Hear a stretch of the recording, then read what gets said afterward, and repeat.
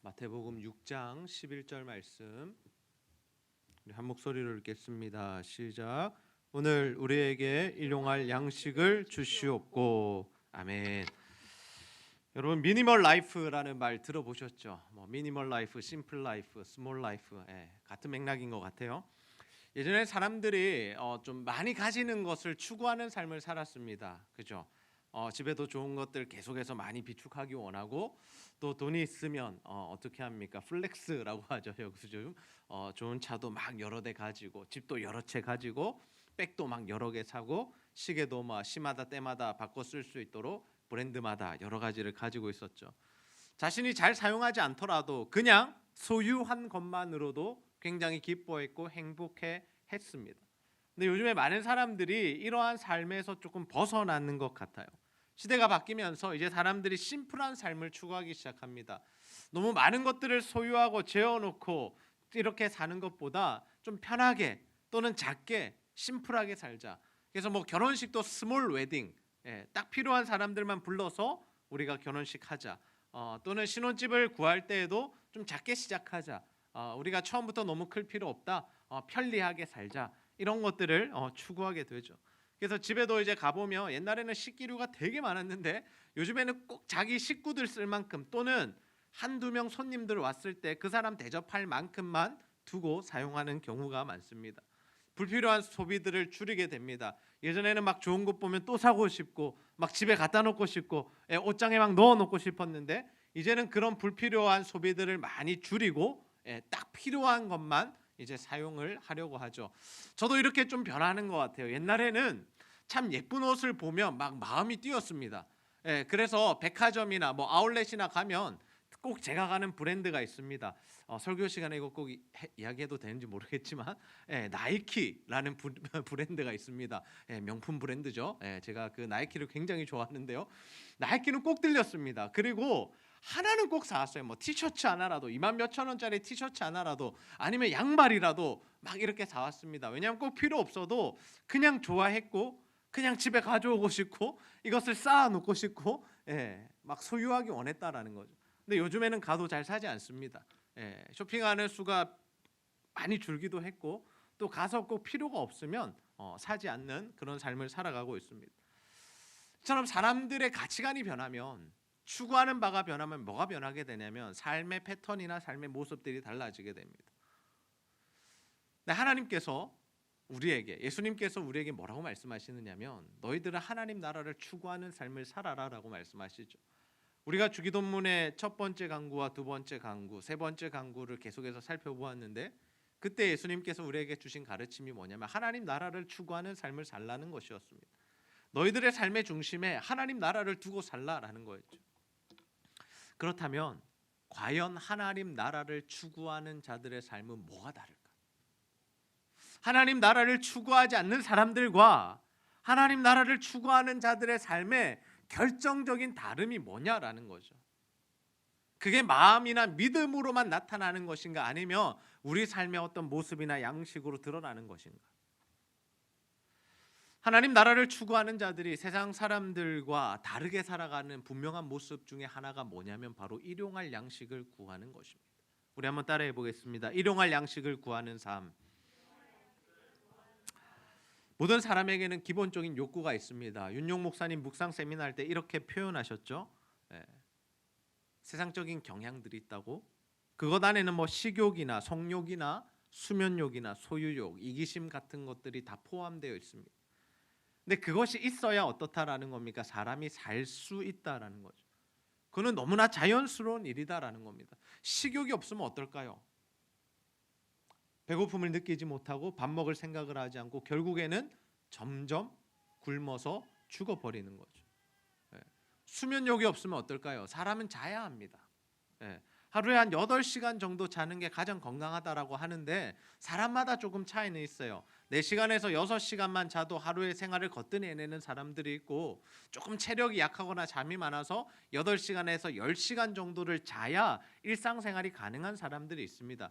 그건 사람마다 다 다른 거지만 어찌되었든지 이렇게 사람은 자야지 또 생활을 할 수 있고 살아갈 수가 있다라는 거죠. 그리고 우리에게 성욕들이 있습니다. 이 성욕은 하나님께서 우리에게 말씀하셨죠. 부부 사이 안에서만, 부부관계 안에서만 그것을 사용하라고. 그것을 사용해야 우리가 자녀를 볼 수 있고, 저렇게 서호도 태어나고 우리 아이니도 태어나고, 그렇게 그 아이들이 또 자라나면서 또 하나님 백성들이 많아지게 되는 거죠. 근데 이러한 것들은 하나님께서 주신 건강한 욕구들입니다. 우리는 그것을 기반으로 하여 살아가고 있습니다. 근데 이게 문제가 되는 시점이 있는데, 그게 문제가 되는 시점이 뭐냐면 항상 그 욕구를, 욕심을 지나치게 사용하려고 한다라는 거죠. 과도한 욕심을 부리고 탐심을 부릴 때 우리 삶 가운데는 문제가 발생하기 시작합니다. 적당히 먹어야 되는데 많이 먹는 걸 뭐라고 합니까? 폭식이라고 하죠. 배탈이 나고 몸이 아프기 시작하죠. 그리고 성욕을 주체하지 못하면 어떻게 됩니까? 어떤 성적인 나쁜 행동을 할 수도 있고, 또 부부간에 사랑을 해야 되는데 다른 여자나 다른 남자와 배우자와 또는 다른 사람과 불륜을 일으키게 되기도 하고, 근데 잠을 자야지 물론 건강하게 몸이 회복되는데 잠이 너무 지나치면 12시간 막 14시간 16시간 막 잠을 잔다? 그 사람들은 게으른 사람이 되겠죠. 그리고 소유욕도 당연히 필요하지만 다른 사람의 것까지 빼앗아 오려고 하는 그 소유욕이 생기게 되면, 욕심이 생기게 되면 도둑질을 한다거나 나쁜 짓을 하게 되는 거죠. 결국 하나님이 주신 이 기본적인 욕구들이 있지만 그것을 잘못 사용하거나 과도하게 그것을 욕심으로 탐심으로 추구했을 때는 반드시 우리 삶 가운데 문제가 발생합니다. 그래서 예수님께서 우리에게 하신 말씀이 무엇입니까? 어떤 기도를 하라고 말씀하십니까? 우리 마태복음 6장 11절 말씀, 오늘 본문 말씀 다시 한번 읽어보겠습니다. 시작.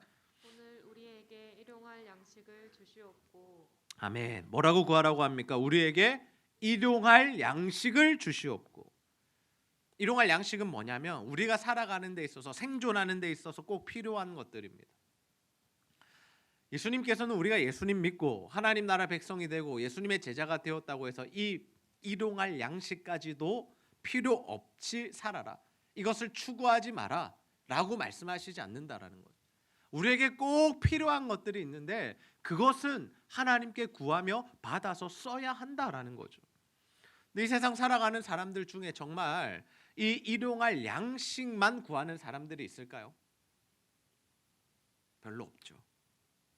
아니, 다른 사람 생각할 거 없습니다. 우리를 한번 돌아봅시다. 우리는 과연 일용할 양식만 구하고 있습니까? 우리가 하나님께 기도할 때 우리의 필요와 소원들을 간구하게 되는데 그때 하나님 내게 일용할 양식을 좀 주세요라고 기도하느냐라는 거죠. 아니면 더 많은 것들을 추구하고 더 많은 것들을 달라고 기도하고 있지는 않습니까? 보통 사람들은 일용할 양식 이상의 것을 구합니다. 더 많은 것을 구하는 거죠. 왜냐? 모든 사람에게는 욕심이 있기 때문입니다. 저나 여러분에게 있는 것이 뭐냐면 욕심이죠. 근데 그 욕심에 이끌려 살아가다 보면 끊임없이 자신과 타인을 비교하게 됩니다. 야, 저 사람 저런 차를 타네? 근데 나는 이런 차를 타. 야, 저 사람들은 저런 아파트에 사네? 근데 우리 집은 이래. 야, 저 사람은 시계가 얼마짜리야? 근데 나는 얼마짜리야. 이런 것들을 계속 비교하면서 살아가죠. 욕심이 끝이 없습니다. 그래서 어떻습니까? 내가 다른 사람보다 조금 더 가졌다라고 생각하면 조금 행복해야죠. 교만해지는 겁니다. 아, 나는 좀 잘 살아. 나는 플렉스 할 수 있어. 나는 외제차 타. 뭐 이 정도 할 수 있는 거죠. 근데 그렇지 못한 사람들은요, 열등감을 느끼고 분노를 느끼고 인생의 허무함을 느끼고 저거 빼앗아야겠다라는 그런 악한 생각까지 하게 됩니다. 근데 사도 바울이 우리에게 뭐라고 말씀합니까? 디모데전서 6장 6절 보시면, 그러나 자족하는 마음이 있으면 경건은 큰 이익이 됩니다. 자족하는 마음이 있으면, 자족하는 마음. 이 자족하는 마음이 뭡니까? 우리에게 주신 것, 우리가 받은 것, 지금 우리가 누리는 것에 만족하는 거죠. 만족하는 것. 그런 마음이 있는 자들은 욕심에 이끌리지 않는 삶을 살 수 있고 주님이 주시는 참된 만족함으로 살아갈 수 있습니다. 저는 우리 제자들교회 모든 형제 자매들이 정말 끊임없이 자신과 타인을 비교하면서 욕심 부리며 탐욕에 이끌리는 그런 삶 살지 마시고 하나님 안에서 자족하고 만족하며 기뻐하며 행복해하는 삶을 다 살아가게 되시기를 주님의 이름으로 축복합니다. 근데 정말 사람에게 일용할 양식만 있으면 될까요? 여러분 어떻게 생각하세요? 하나님께 일용할 양식을 구하는 것이 지금 시대를 살아가는 우리들에게도 정말 맞는 기도일까요? 더 나아가서 이 일용할 양식이라는 것은 어느 정도를 의미하는 걸까요? 우리가 어느 정도 연봉을 받아야, 우리 수입이 달에 얼마 정도가 되어야, 아니 우리 집이 몇 평이 되고 어느 정도 차를 굴려야, 내가 소비할 수 있는 금액이 어느 정도가 돼야 우리가 일용할 양식이 되는 것입니까? 하나님께서는 이스라엘 백성들을 출애굽시키신 이후에 어디로 인도하시냐? 광야로 인도하시죠.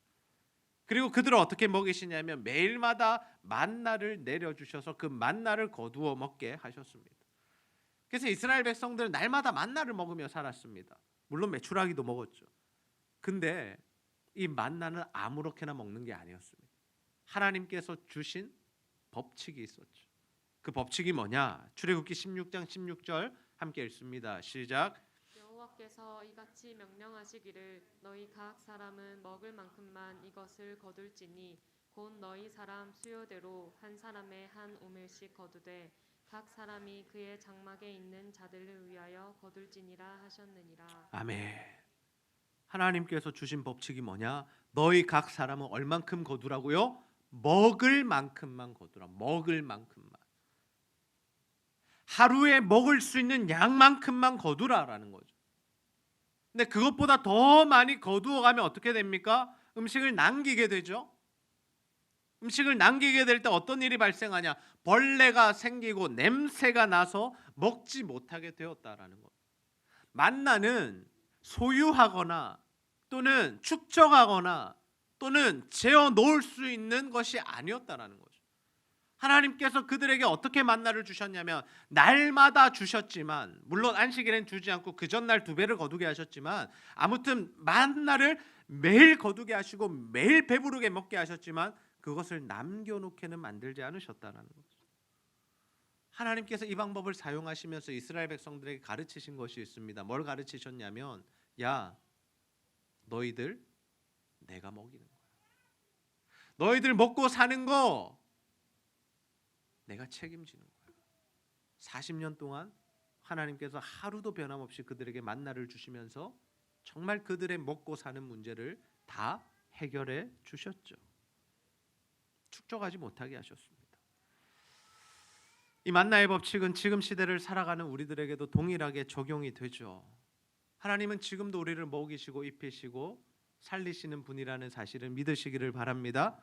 우리는 그 하나님 믿고 신뢰하며 사는 겁니다. 우리가 하나님의 베푸신 은혜로 사는 거지 우리의 힘과 능력으로 사는 것 아닙니다. 우리는 착각합니다. 가끔씩 내가 열심히 일해서 내가 먹고 사는 거지, 내가 최선을 다했기에, 내가 공부 열심히 해서 좋은 대학 나와서 좋은 직장에 취직했기 때문에 내가 이렇게 먹고 사는 거지 착각하는 겁니다. 하나님이 우리에게 생명 주시지 않으면요, 내일 아침에 우리 눈을 뜰 수 없습니다. 하나님이 갑자기 우리의 건강을 빼앗아 가시면 어떻게 될까요? 우리 아무것도 할 수 없어요. 그냥 쓰러져서 누워서 계속 누워 있어야 되는 거죠. 하나님께서 우리에게서 지혜와 지식을 거두어 가신다면 어떻게 될까요? 우리는 아무것도 할 수 없습니다. 우리는 하나님의 은혜로 사는 겁니다. 우리는 우리가 잘났다라고 생각하고 우리가 열심히 해서 잘 산다라고 생각하지만 사실은 하나님의 은혜로 우리가 살고 있다라는 거죠. 코로나가 다시 확산되는 추세입니다. 그죠? 오미크론 이야기가 나오고, 그래서 일상을 회복하자라고 이야기해놓고 얼마 가지 않아서 다시 잠궜습니다. 일상을 다시 멈추겠다라고 정부가 발표했습니다. 그러면서 각 영역들을 어떻게 할지 방역 수칙들을 내어놓았는데 교회는 그곳에서 제어되어 있었습니다. 그래서 사람들이 막 원성을 하기 시작합니다. 왜 교회는? 그것 때문에 다시 교회 방역 수칙을 이야기하게 되었는지, 아니면 이미 만들어져 있는데 순서를 그렇게 가져간 것인지 우리는 알 수 없습니다. 뭐가 어찌 되었든지 교회는 새로운 방역 수칙이 적용되게 되었습니다. 어제부터죠. 방역 수칙이라는 게 뭡니까? 물론 우리를 안전하게 지켜줄 수 있는 장치들이죠. 사람들이 많이 모이지 못하게 해서 서로 간에 감염되고 전파되는 것들을 막겠다라는 것이 방역 수칙의 기본 원리입니다. 그러다 보니까 뭘 자꾸 제한합니까? 예배를 제한합니다. 예배 숫자를 제한해라. 30%만 모여라. 그리고 교회에서 식사하지 마라. 소그룹 모임 하지 마라. 뭐 이런 이야기들을 계속 쏟아놓고 있다라는 거죠. 이 상황 속에서 우리가 할 수 있는 게 뭐가 있을까요? 뭐가 있을까요? 뭘 할 수 있습니까 우리가? 나가서 데모하나요? 싸우나요? 화염병 던지나요? 촛불 집회하나요? 우리가 할 수 있는 건 단 한 가지입니다. 하나님 은혜 구하는 거죠. 하나님 우리 가운데 은혜 베풀어 주십시오. 하나님 우리 교회 가운데 은혜를 베풀어 주시고 우리가 예배 드릴 수 있도록 은혜를 베풀어 주시고 우리 가정과 직장 가운데 코로나 발생하지 않도록 하나님 은혜를 더하여 주시고 정말 우리의 건강을 지키시고 생명을 지켜달라고 우리가 하나님의 은혜를 구하는 것밖에 할 수 없다라는 거죠. 어제 교육자 모임을 하면서 우리가 이 기도했습니다. 우리가 계획하고 우리가 생각하는 것들이 이루어지는 것이 아니라 하나님 우리에게 말씀하시고 하나님 원하시는 일들이 우리 가운데 이루어지기 원한다고. 그렇게 하나님의 은혜를 구하며 기도했습니다. 이렇게 힘들고 어려운 때일수록 여러분 다른 생각하지 마시고 정말 하나님 은혜를 붙들고 살아가게 되시기를 소원합니다. 하나님 은혜 붙드십시오. 풍랑을 잠잠케 하시는 그 하나님, 우리를 먹이시고 입히시는 하나님, 우리의 생명과 건강을 책임져 주시는 그 하나님, 그 하나님의 은혜를 붙들고 살아가는 우리 모두가 되기를 주님의 이름으로 축복합니다. 이처럼 우리가 일용할 양식을 구하는 삶을 기도를 하다 보면 구체적으로 우리의 삶이 변화가 됩니다. 근데 이것을 우리가 사회적인 시스템으로 이해해버리면 조금 착각하고 오해할 수 있습니다. 우리가 일용할 양식이라고 이야기하면 동일하게 일용할 양식만 가지고 살아가야 한다라고 생각하는 거죠. 이게 어디의 주장이냐면 공산당의 주장입니다. 사회주의자들이 어떤 생각을 하고 있냐면 모든 사람이 열심히 일해서 똑같은 월급을 받는 겁니다. 수입이 같은 거죠. 그리고 그 수입으로 똑같은 수준의 삶을 사는 겁니다. 이것이 평등한 사회고 이것이 정의로운 사회고 이것이 우리가 서로가 싸우지 않을 수 있는 사회를 만드는 것이다라고 생각하죠. 그러나 성경의 가르침은 그렇지 않습니다. 하나님께서는 우리를 뭐라고 부르시느냐? 우리를 청지기라고 부르십니다. 청지기. 청지기가 뭘까요? 청지기가 뭘까? 청지기는 주인의 재산이나 어떤 주인의 어떤 것을 받아서 관리하는 사람인데 그가 가진 권한은 무엇이냐면 자기의 마음대로 사용하는 것이 아니라 주인의 것을 맡았지만 주인이 원하는 대로 그 모든 것들을 사용하는 것이 바로 청지기입니다. 하나님은 우리를 청지기로 부르셨어요. 그 말은 뭐냐면 하나님께서 우리에게 주신 모든 것, 생명, 건강, 지식, 지혜, 물질, 돈, 재산, 가정, 그 모든 것들을 하나님께서 주신 것인데 그것들을 어떻게 사용하기를 원하시느냐? 하나님의 뜻과 하나님의 계획과 하나님이 원하시는 곳에 사용하기를 원하신다라는 거죠. 그게 바로 우리가 살아가야 할 삶의 모습입니다. 여기서 중요한 게 뭐냐? 여기서 우리가 기억해야 할 게 있는데 하나님께서 각 사람마다 맡기시는 양과 크기는 다르다라는 거죠. 하나님께서 동일하게 모든 사람에게 한 달란트를 맡기시는 게 아니라 누구에게는 한 달란트를 맡기시지만 누구에게는 5달란트를 맡기시고 또 누군가에게는 10달란트를 맡기신다라는 거죠. 근데 여기서 중요한 건 우리가 비교할 문제가 아니다라는 겁니다. 왜? 이거는 우리의 영역이 아니니까, 우리의 소관이 아니니까. 하나님 왜 쟤는 10달란트 주시고 나는 5달란트만 주십니까? 이 말 할 자격은 우리에게 없다라는 거죠. 그럼 우리가 해야 할 일 뭐냐? 하나님이 주신 것에 대해서 감사하면서 그 하나님이 주신 것들을 하나님의 뜻대로 잘 사용하는 것, 그것이 우리가 해야 할 일이다라는 거죠. 그러니까 많이 가졌느냐 적게 가졌느냐가 중요하지 않습니다. 내가 똑똑하냐 똑똑하지 않으냐가 중요하지 않습니다. 더 중요한 건 뭐냐? 하나님께서 나에게 맡기신 것을 어떻게 사용할 거냐? 어떻게 사용할 거냐? 그게 더 중요하다라는 거죠. 자, 하나님의 때에 하나님께서 다윗의 때에 그 나라를 부강하게 하셨어요. 엄청나게 넓은 영토를 가졌고 그리고 그 주변의 나라들이 다윗의 나라를 감히 공격하지 못했습니다. 왜요? 하나님 지켜주셨기 때문에. 다윗의 나라가 군사력이 세거나 뭐 정보력이 좋거나 뭐 그래서 그랬던 게 아니라 하나님이 지켜 보호해 주셨기 때문에 그 나라가 부강한 나라가 될 수 있었죠. 근데 그 다윗이 왕으로서 하나님 주신 그 부강함을 어떻게 사용했느냐, 이것을 우리가 볼 수 있어야죠. 역대상 29장 3절 말씀 우리 함께 한번 읽겠습니다. 시작. 성전을 위하여 준비한 이 모든 것 외에도 내 마음이 내 하나님의 성전을 사모함으로 내가 사유한 금 은으로 내 하나님의 성전을 위하여 드렸노니. 아멘.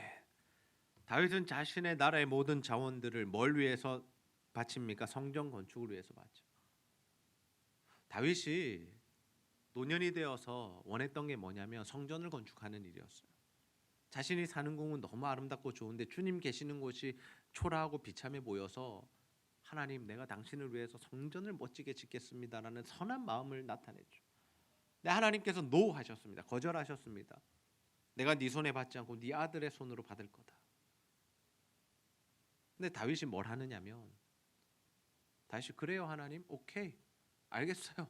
그럼 나도 이제 아무것도 안 합니다가 아니라 그 아들이 성전 건축을 할 수 있는 준비를 철저하게 했다라는 거죠. 자신이 가진 그 부강함으로 하나님 주신 그 물질들, 자원들을 그 건축을 할 수 있는 일에 다 준비했고, 그 다음에 외고력이나 정치력을 통해서 다른 나라에서 좋은 물건들을 가지고 들어오게 했다라는 거죠. 자신이 가진 것들을 지금 뭘 위해 사용하고 있는 겁니까? 하나님 나라를 위해 사용하고 있는 거죠. 그리고 다윗이 잘했던 게 뭐냐면 그냥 나라의 자원들만 모은 게 아니라 오늘 말씀 보시면 이 후렴에 보시면 후반절에 보시면 어떤 말씀이 있습니까? 내가 사유한 금, 은으로 하나님의 성전을 위하여 드렸다라고 하죠. 그냥 나라의 것만 모아서 나라의 재정이나 예산만 모아서 성전 건축에 뚝 떼어준 게 아니라 자신의 재산, 자신의 금과 은을 하나님 나라를 위해서 사용했다라는, 이게 바로 청지기의 삶입니다. 청지기의 삶. 하나님 나라를 추구하는 자, 청지기들은 어떤 삶을 산다고요? 하나님이 주신 것을 하나님을 위해 사용한다라는 거죠.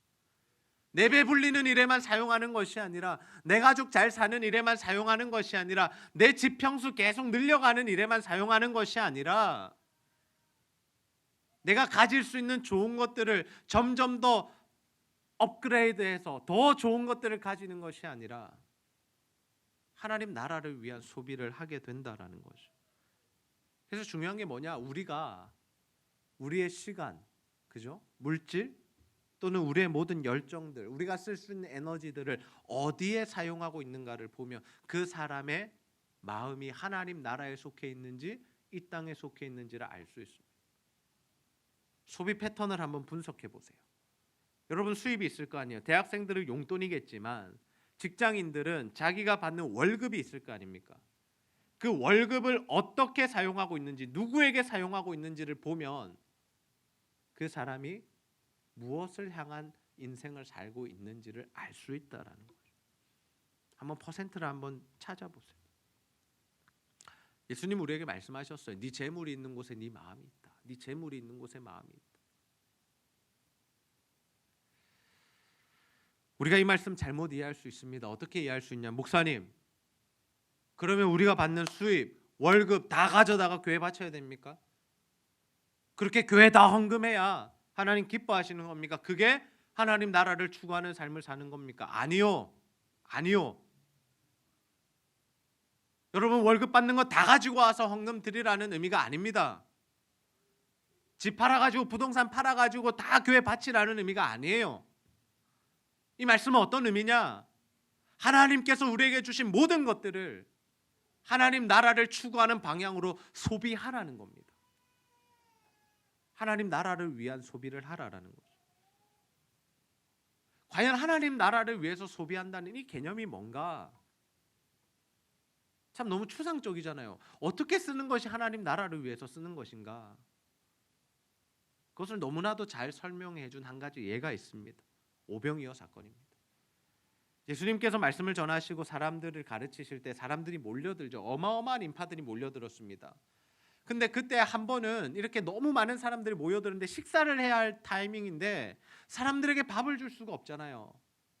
지금 뭐 배달의 민족 해가지고 밥버거 시키고 햄버거 시키면 되지만 오잖아요. 100개, 20개, 300개 뭐 시킨 대로 오잖아요. 근데 이 당시에는 어때요? 식당도 없었고 그럴 가능성이 없었다라는 거죠. 근데 몇 명이 모였다? 성인 남성만 5천 명. 가족들, 할머니, 애들 다 하면 뭐 2만 명 정도 모였다라고 예상을 합니다. 정확한 숫자는 아니고요. 근데 그 많은 사람들을 어떻게 먹이느냐? 사람의 계산으로는 불가능한 상황이죠. 근데 예수님께서는 오병이어의 사건을 통해서 기적을 만들어내시죠. 마태복음 14장 19절에서 20절 말씀 함께 읽습니다. 시작.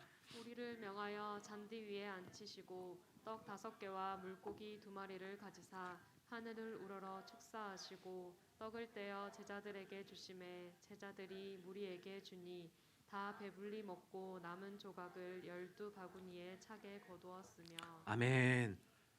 예수님은 떡 5개와 물고기 2마리로 뭘 하시느냐면 축사하시고 그것을 나누어 주기 시작하십니다. 누가 받았어요? 지금 12 제자들이 받았죠. 그 12 제자들이 그거를 다 이제 전하기 시작합니다. 나눠주기 시작하는 거죠. 사람들을 앉혀놓고 그 사람들이 막 나눠주는 거예요. 근데 제자들이 막 나누어 줄 때 어떤 기적의 역사가 일어나요? 음식이 줄어들었어요? 안 줄어들었어요? 줄어들지 않았다라는. 떡 5개와 물고기 2마리면 사실 한 명이 먹을 양이잖아요. 많이 양보해도 한 2명 정도만 먹으면 끝나는 양이잖아요. 근데 주님이 축사하시고 제자들에게 나눠주셨고 제자들은 그것을 계속해서 나누어 주는데 어떤 역사가 있는 거예요? 사라지지가 않는 겁니다.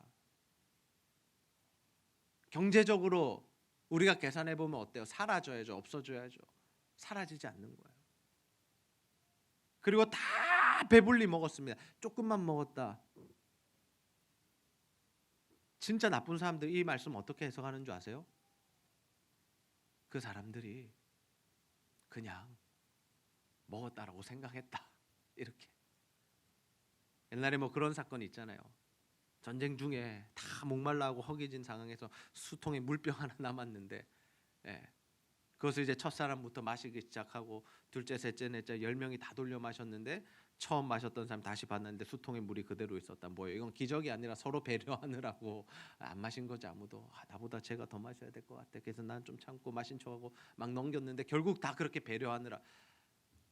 지금 오병이어가 지금 그 사건이에요? 아니라는 거죠. 다 배불리 먹었다. 그리고 어떻게 돼요? 12바구니를 거두었다. 처음에 받은 양보다 더 많은 양이 남았다라는 거죠.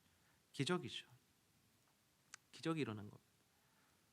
이 말씀이 우리에게 주는 교훈이 뭐냐면 우리가 하나님이 주신 것들을 나누는 삶을 살아가면 하나님께서 우리에게 이런 기적을 베푸신다라는 겁니다. 저는 우리 제자들 교회 형제 자매들이 이 기적을 좀 체험하며 살아가기를 주님의 이름으로 축복합니다. 한번 말씀에 순종해 보세요.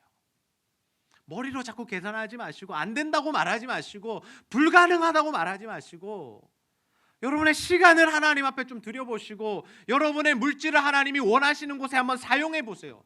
하나님이 어떻게 여러분의 삶에 인도를 하시는가, 기적을 베푸시는가, 그걸 경험할 때 진짜 하나님 살아계시는구나 라는 탄성이, 고백이 여러분의 입술 가운데 마음 가운데 터져 나오는 거죠.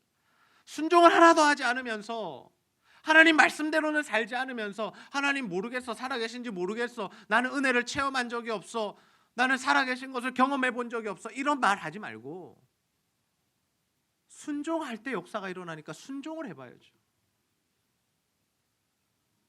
우리 중보기도팀 모집하고 있어요. 학교 다녀서 힘든데요.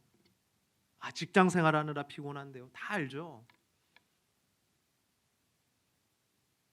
일주일에 1시간 나와서 주님 앞에 나와서 기도해 보세요. 하나님이 여러분의 삶을 어떻게 변화시키시는지. 일반적으로 계산하면 피곤해요. 오는데 30분, 가는데 30분. 와서 기도하는데 1시간, 2시간을 내가 드리라고. 아이고 피곤해서 안 되지, 힘들어서 안 되지. 내일의 삶도 준비해야 되는데. 그렇게 생각하면 아무것도 못하죠. 우리가 하나님 앞에 헌금 드리잖아요. 11조도 드리고 감사헌금도 드리고 성경금도 드리잖아요. 내 재정 상태를 생각하면 드릴 수 없죠. 이번 달 빠듯하니까 힘드니까 카드값 돌아오니까 뭐 샀으니까 할 수 없는 거죠. 근데 주님께 드렸을 때 하나님께서 우리에게 먹을 것을 주시고 입을 것을 주시고 우리의 삶을 인도해 주시는 것을 우리가 경험해 봐야죠. 그 경험을 해야 우리가 드릴 수 있는 겁니다. 하나님께서 우리를 뭘로 부르셨는지를 기억하십시오. 하나님 우리를 복의 통로로 부르셨어요. 복의 통로는 뭐 하는 거냐면 하나님 주시는 복을 받아서 그 복을 다른 이들에게 나누는 겁니다. 그러니까 내가 계속 복 받아서 내가 부유해지고 부강해지는 게 목적이 아니라 하나님이 우리를 부르신 목적과 이유는 뭐냐면 너는 복의 통로야. 내가 너에게 복을 부어줄 건데 그 복을 다른 이들에게 좀 흘려줘라. 죽어가는 사람에게 복음 좀 전해주고 배고픈 자들에게 가서 밥도 좀 사주고 그렇게 좀 살아라는 거죠. 그렇게 살아라. 하나님 우리에게 다른 이들에게 복을 나누어 주는 그 사명을 주셨습니다. 우리가 그 사명을 감당할 때 어떤 일들이 일어나느냐? 하나님 주시는 복과 은혜가 우리의 삶 가운데 충만하게 흘러 넘치게 되는 겁니다. 믿음의 세대들이 다 이것을 경험했기 때문에 주님 앞에 살아가고 있습니다. 저는 지금 시대를 살아가는 우리 젊은 세대가 이 하나님을 경험하기를 원하고 이 하나님을 경험함으로 말미암아 평생에 정말 하나님 나라를 추구하는 삶을 살아가게 되시기를 소원합니다. 여러분 세상 사람들처럼 예수 믿지 않는 사람들처럼 물질 때문에 또는 어떤 소유하는 것 때문에 욕심 부리고 탐욕을 부리는 그런 불쌍한 인생 되지 마시고 정말 일용할 양식을 구하면서 하나님 주신 것에 만족하시고 하나님 은혜만을 구하시고 또 하나님께서 주신 것들이 있다면 그것들을 하나님 원하시는 곳에 잘 나누고 사용하셔서 정말 살아계신 하나님을 날마다 경험하고 하나님 주시는 은혜가 뭔지 하나님 베푸시는 기적이 뭔지를 체험하는 인생들이 다 되시기를 주님의 이름으로 축복합니다. 우리 시간 은혜 찬양 다시 한번 부르고 말씀 붙들고 기도하는 시간 같습니다.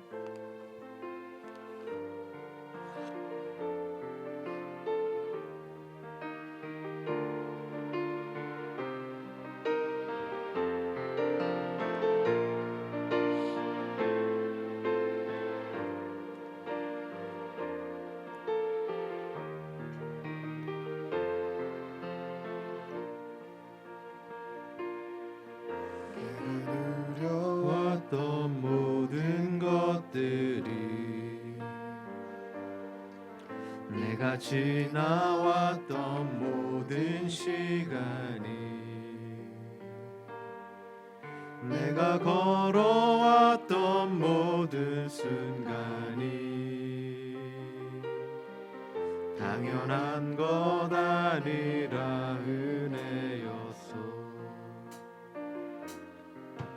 아침에가 뜨고 저녁에 노을 봄의 꽃향기와 가을의 열매 변하는 계절의 모든 순간이 당연한 것 아니라 은혜였소. 모든 것이 은혜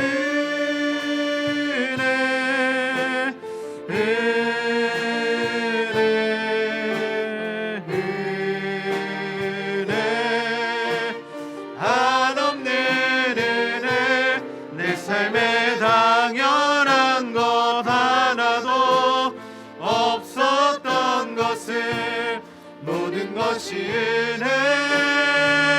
은혜였소. 내가 이 땅에 태어나 사는 것 어린아이 시절과 지금까지 숨을 쉬며 살며 꿈을 꾸는 삶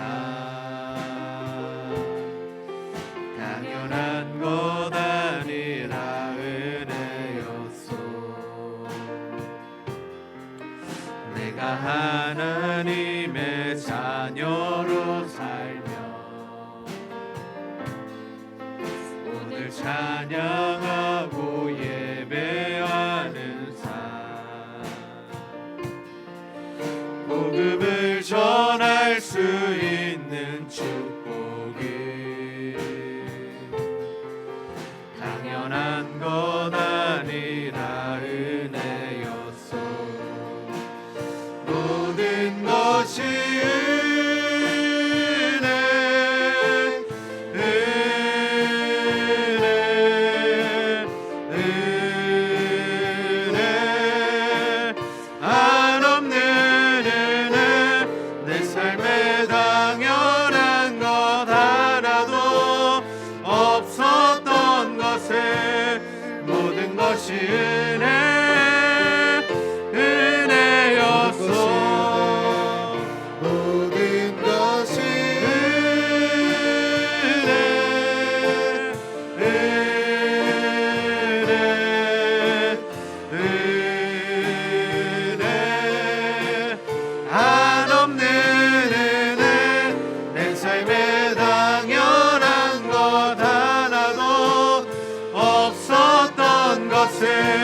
모든 것이 은혜 은혜였소 모든 것이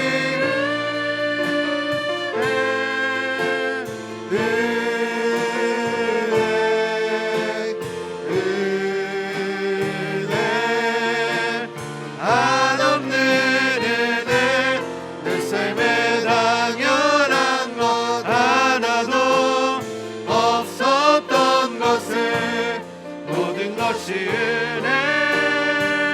은혜였소. 우리 시간 말씀 붙들고 한번 기도하겠습니다. 하나님, 우리가 하나님의 일용할 양식을 구하는 기도를 드리면서 정말 이 소유에 대한 욕심과 집착과 탐욕을 버리고 정말 주신 것에 만족하는 삶을 살게 하여 주옵소서. 하나님께서 우리를 먹이시고 입히심을 믿으며 오직 하나님 은혜만 붙들게 하여 주옵소서. 그래서 우리는 하나님의 청지기임을 기억하게 하시고 하나님 맡기신 것을 하나님께서 원하시는 일에 잘 사용하게 하여 주옵소서. 그래서 우리가 살아계신 하나님을 체험하는 인생 되게 하시고 하나님의 놀라운 기적들을 은혜들을 누리는 삶이 되게 해달라고 우리 하나님 앞에 간절히 한번 기도하도록 하겠습니다. 아버지 하나님 참으로 감사합니다. 오늘도 하나님이 말씀을 통하여서 아버지 일용할 양식을 구하는 것이 무엇인지 깨닫게 하시고 그 기도와 삶을 살아갈 수 있도록 우리를 교훈하여 주시니 참 감사합니다. 하나님 아버지 우리가 하나님 일용할 양식을 구하는 삶을 살아가되 아버지 하나님 욕심과 탐욕과 아버지 하나님 정말 지나친 욕구들을 버리게 하여 주시고 아버지 정말 하나님 주신 것들에 만족하며 자족하는 삶을 살아갈 수 있도록 주여 아버지 하나님 도와주시고 하나님 역사하여 주옵소서. 하나님 우리에게 맡기신 것들 아버지 하나님 잘 사용하는 자들 되기를 소원합니다. 아버지 하나님 우리의 것이 아니라 하나님의 것임을 고백합니다. 지금 우리가 누리고 있는 모든 것들이 하나님의 은혜임을 고백합니다. 아버지 그 은혜들을 하나님의 뜻대로 하나님의 원하심대로 잘 사용하게 하여 주셔서 살아계신 하나님의 기적을 체험하며 맛보는 인생 되게 하시고 하나님의 놀라운 능력을 누리는 우리의 삶이 될 수 있도록 하나님 역사하여 주옵소서. 하나님 붙들어 주시기를 소원하오니 오 주여 아버지 하나님 함께하여 주옵소서. 아버지 하나님 인도하여 주시옵소서. 하나님 함께하여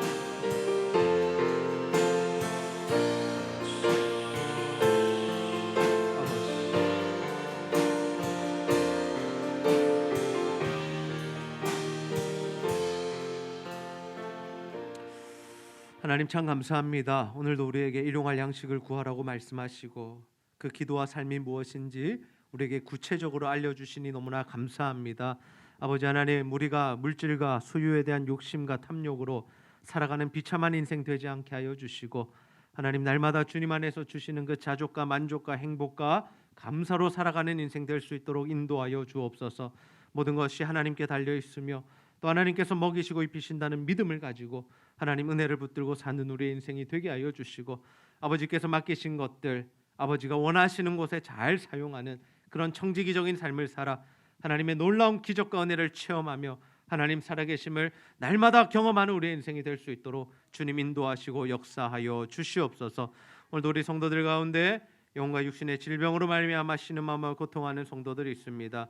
하나님 이 시간 찾아와 주시고 예수 그리스도의 십자가 보혈로 깨끗하게 고치시고 회복시켜 주시옵소서. 오늘도 하나님께 예배한 자들 위해 은혜를 더하여 주시고 하나님과 교회와 성도를 사랑하는 마음으로 드리는 모든 물질과 헌신 주님 기쁘게 받아 주시옵소서. 감사드리며 예수님의 이름으로 기도하옵나이다. 아멘.